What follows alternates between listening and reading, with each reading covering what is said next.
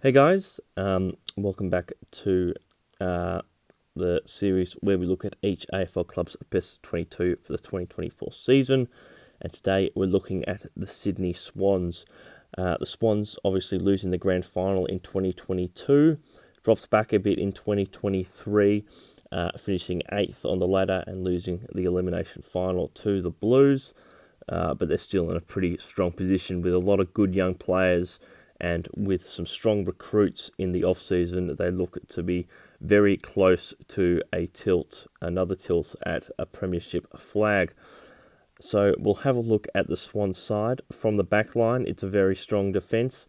Lloyd, been one of the mainstays of the Sydney backline for a long time. Hamling, who they brought across from Fremantle, can do the job as the full-back. Rampy, again, one of their captains, I believe, very solid player. Blakey has the potential to be one of the most exciting halfbacks in the competition. Already is probably an All-Australian honour. I wouldn't be surprised if it was too far away for him. Tom McCartan, again, one of the emerging key backs of the competition.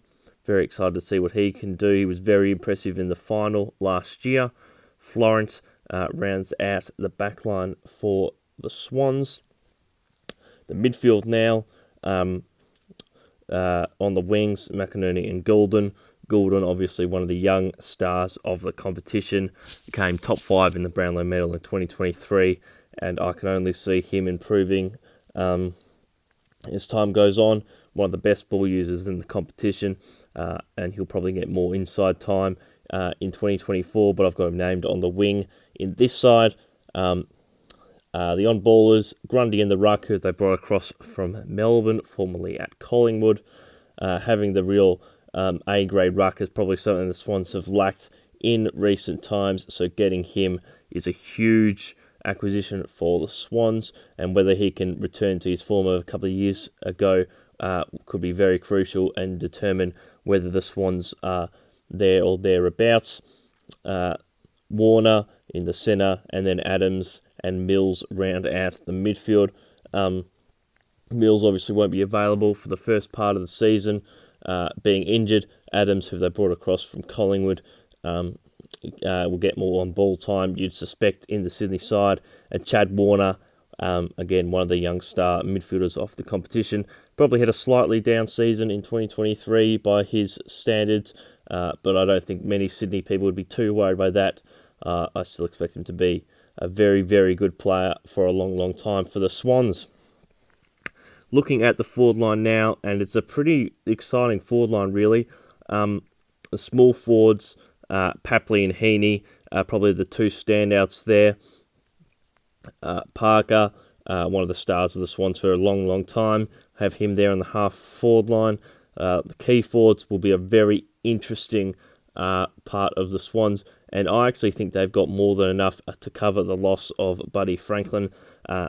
Logan McDonald, very high pick from a couple of years ago. He'll really get the opportunity now to be the main man in that forward line.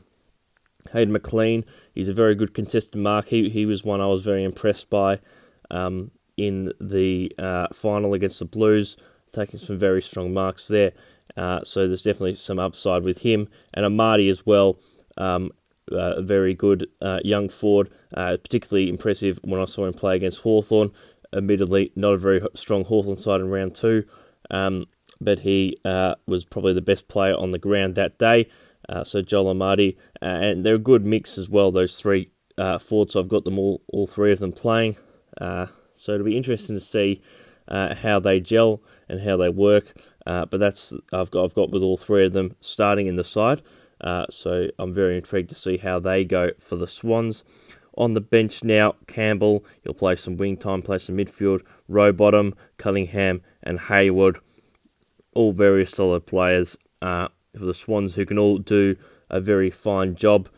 So yeah, that rounds out the Sydney team. Let me know if you think somebody is unfortunate to miss.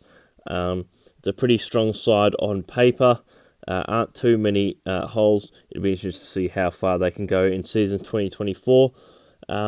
So yeah, thank you guys for watching, and tune in next time when we have a look at the West Coast Eagles. Goodbye.